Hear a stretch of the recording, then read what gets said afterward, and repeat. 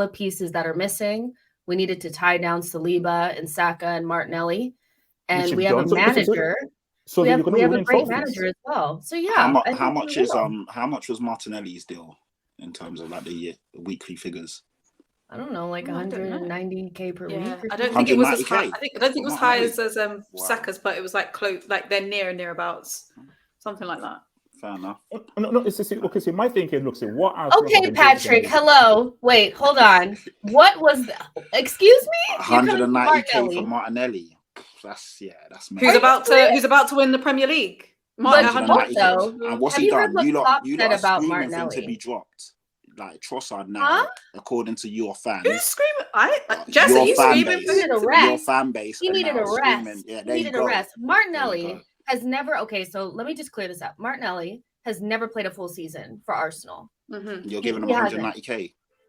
Because he's been phenomenal for the most part of the season. No, he's one of the best young players in the world. Yes, he has. Yes, he has. He's been okay. Come on, let's not do this. He's been when it's been him and Jesus. Spurs don't have the pockets, Patrick. No, it's got nothing to do with that. I just wanted to know how much you were paying him because he has. Just you know what? Just let him have it. You know they've got a lot of salt right now. You know things aren't going their way. Daniel Levy's lining his pockets. You know, Patrice's probably on his way out soon. It's all right. Leave him. You know, there's been players that have been good, but Martinelli, the jury's out.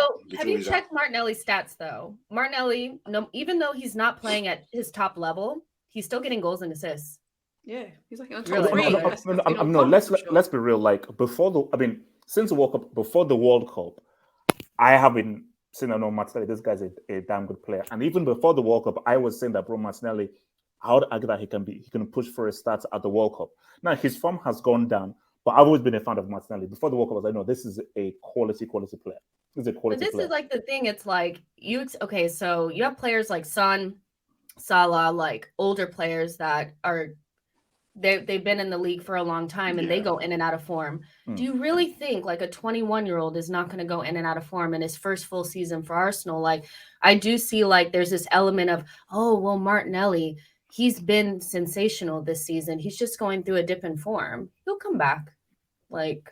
No, I don't. I mean, I don't disagree with that. I think he's a good player, but I just wanted to know how much you're paying him, just so I could understand. Why are you pocket watching? I just wanted to know. That's it. I'd love to know how much Højbjerg and Denmark. I just wanted to know. That's all. The thing is, though, I get what Patrick's doing. He's having a bit of fun, but equally, this is the one thing about football fans I don't understand.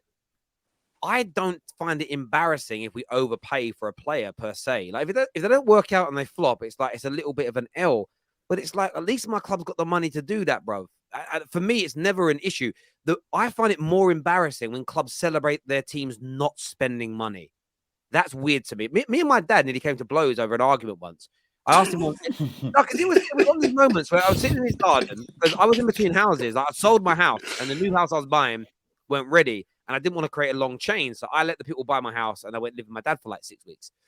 And I was sitting in the garden having a beer with him one day. And I said, Dad, like, would you rather, like, because he kept on talking about how good Spurs' net spend was and it was winding me up. So I was like, Dad, like, would you rather have like plus 300 million net spend and win the league twice in a row and win a Champions League? Or like your net spend is like brilliant, like you've made a profit of 200 million, but you don't win anything. He went, but just keep playing pretty football. And he went, oh, I'd much rather not spend anything and play pretty football and do it that way and develop some youth and everything else. And it was in my dad's house, is why he went to blows. I just said, fuck off, you loser. Because for me, like, that's a lose. I couldn't, it wound me up. I was like, what? He's celebrating not spending money for. Like, our club's goals are not to be the most profitable football clubs. Like, your team's the most profitable team in the Premier League, got the best net spend in the Premier League, and you ain't winning anything, you're a loser. To be honest, but you're a loser. I get it. It's like having all the money in the world and having all the pretty things in the world, but no one you love around you to share it with. That's the equivalence of having good net spend but no trophies. 100%. If Arsenal, I'm not going to pop at you, Patty. I'm just saying in general. If Arsenal chuck 200 grand a week at all their young players to keep them at their club, and they all stay for another 5 or 6 years, and they add Declan Rice's and stuff on top, they're winning major trophies and or challenging every year. The reason Arsenal fell off is because they did the complete and utter opposite for 15 fucking years. The idiots here are the Arsenal fans that want to act like, no, but we shouldn't do that. Let's not break the wage structure. Let's not break net spend rules. Fuck off, you dickheads. That's why you went backwards. You fucking morons. Spend the money. Just spend it wisely. Yeah, I agree. You know, my whole point, I think my thing though with Arsenal though is like, let's see what happens at the end of the season. Because they're doing well, they're playing well, they're ahead and so forth. But I feel that we should actually wait until we see what they do, because you can never really predict the future. Because my thing though is, this seems as if this is something that is now being built, but what if this is a one-season wonder? What if next season Arsenal now becomes 6th or 7th? Like, what if, oh wow, you just had an amazing season, but Arteta couldn't really look, Jamie, like you can roll your head, but I'm just saying that it's not likely though. Looking at how they've been running, I hear you, but it's not. This is probably what they said at the end of last season. It's like, well, let's see, because they missed out on top 4, and this might be Newcastle are coming. Like, and he's got a point. I don't agree with what he's saying. He's got a point, because it could happen. It could be a flash in the pan. No one can predict. Do you really think a team that's been? Wait, hold on. Do you guys really think a team that's been performing consistently, but he has got a point, 18 months is a flash in the pan? Like, our form has been like this for a while, but now we've cut out since November of last season. What if, so JB, so are you saying that a scenario can exist where Nobbins' striker somehow gets in the form, and actually Pep actually uses his brain and actually plays to Haaland, City end up winning the league? That affects Arsenal psychologically. Have hope. But listen, if, you know, like, if my uncle, right, had a vagina, he'd be my auntie, wouldn't he? Do you know what I mean? Like, he stole that from the office, Terry. You're acting as though this is the end of this group. Like, this is a team that nobody had in the top 4, that even when we started playing well, they said probably will finish in the top 4, and is now pushing for a title. Why would that hurt them psychologically when they're overperforming now and playing like they're playing really well? Like, what do you mean? JB, it's the pain. It's the pain. JB, kids don't feel the same pain as the older players. They don't. No, they don't. Because if that were the case, we'd be in 8th right now. These are a lot of the same players from last season. So what are you saying? No, okay. They should have been dead and buried last season because they missed out on top 4 because of the pain. No. Let me paint a scenario. These are young kids. Last day of the season. Could we not say the same to you, Hope, though? Because you've just, as the argument. Hello. You guys just used the argument saying that Chelsea have just brought in a bunch of young players as well. Wait. No, that was the argument. We're talking about. Wait. Because I know what you're saying is, because they're young and the pain, but could you not say the same argument for you guys, saying that you just brought in a bunch of young players? If you guys finish 10th, 9th, that's going to affect them and not going to be able to kick on. You could use the exact same argument to literally any other young side in Europe. Alina Posey. No? Before I was rudely interrupted. Alina who? Sorry, Alina who? That's her name. No, because if you're going to call me Sebastian, I'm calling you Terrace, and I'm calling her Alina. So that's your name is Sebi, though. Your name is Sebi. No. So okay. Can I just paint a scenario?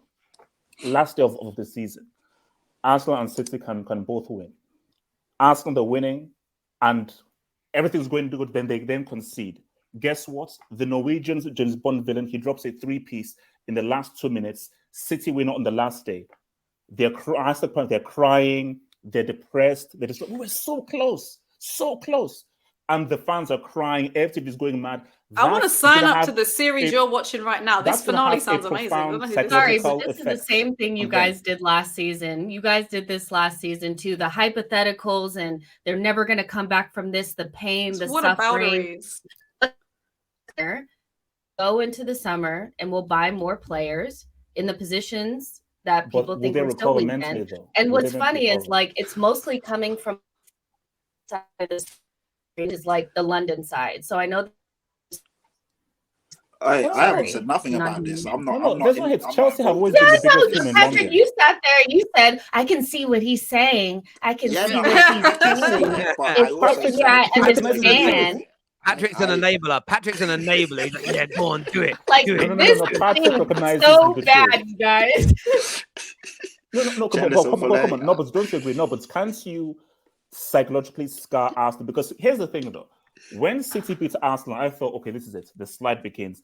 Then, no, but for some reason, you decided to drop points against the king of Sherwood Forest. Yeah. I decided that personally. So my thing, Arsenal though, also decided to win a game, though. It wasn't just because Man City didn't beat I think, to be honest, Hafo, I think it's probably more likely the opposite's going to happen.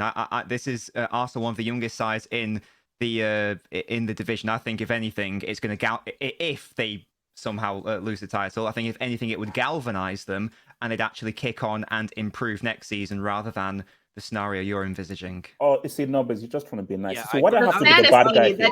Why do I have to be the bad guy? He's not being nice. He's speaking the truth. There's a super chat here that speaks the truth as well. It says, what is Patrick on about? You pay Perisic 180k a week and Romero 165k a week. Bro, remove the login your eyes first.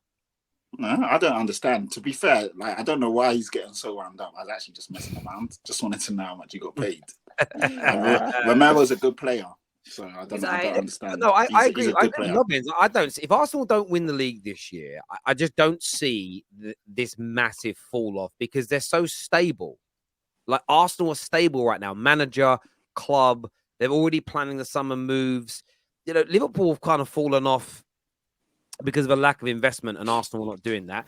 Yeah, City aren't quite as good as they were last year, but they're not falling off. They'll be back competing next year. The only team that's really Liverpool, the only team that's really fallen off this year. Like, you very rarely do big teams challenge the titles and then the following year they fall away. Leicester did, but comparing Arsenal and Leicester is so disingenuous. It's unbelievable. We can do it for banter and we can all have a laugh and a joke, but in reality, no. Like, Arsenal were good. I mean, Arsenal are still winning the league, and I told most, but barring Colin's one of the only Terrace facing gooners that I give respect to on this. She didn't lose her shit after losing against Man City and still said they're going to win the league. And I still think they will. And we saw how scared City are of Arsenal and this pressure they're putting on them. They've drawn 2 games since that win and looked, for me, in the second, like, average at times, especially against Leipzig in the week. Like, in the second half, awful. Again, another disaster class performance from Luke Chadwick on the left-hand side. And every week, he's got, mate, there's a name, right, for building. This agenda has to end. It's not an agenda. I'm speaking facts, right?